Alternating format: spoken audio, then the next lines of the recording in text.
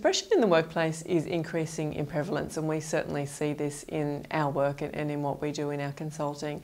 And the statistics on the prevalence of mental health issues and depression in particular in the general population is now, it is as high as 1 in 5 people will experience a mental health issue, including depression, at some point in their career.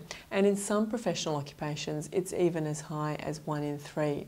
So if we're just doing the numbers in for your own organisations, you can really get a feel for how much depression there may be in your organisation, and particularly when we're also considering that about 62% of people who are struggling with depression do not actually access any support or any treatment for that.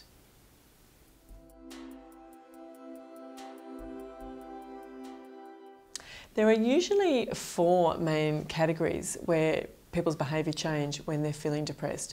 The first is that their physical well-being changes, so they may be experiencing sleep disturbance, maybe headaches, lethargy, extreme fatigue, sometimes physical health consequences such as stomach, gastro issues, colds and flus, and just generally being run down and also looking different, looking less well groomed perhaps, looking tired and exhausted.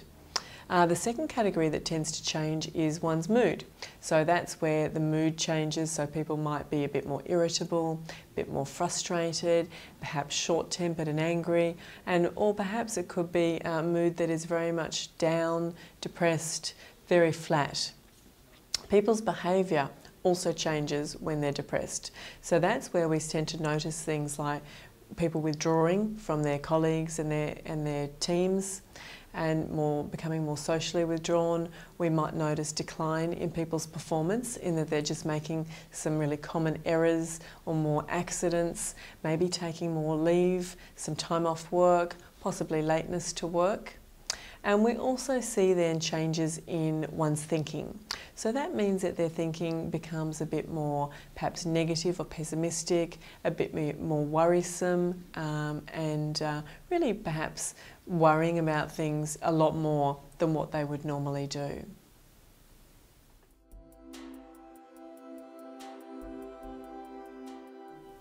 If you ever suspect that somebody is struggling with depression, it's really important that you open up those communication lines and just make the time to talk to them at a very informal level.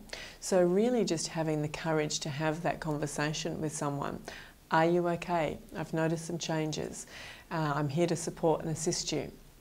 And just really then taking the time to listen to somebody, to be very aware of their response and to try to identify what some of the causes may be, and then really helping them to link in with someone who may be able to support, assist them. That could be a manager, it could be someone from human resources, it could be even a mental health practitioner such as a GP or a treating psychologist.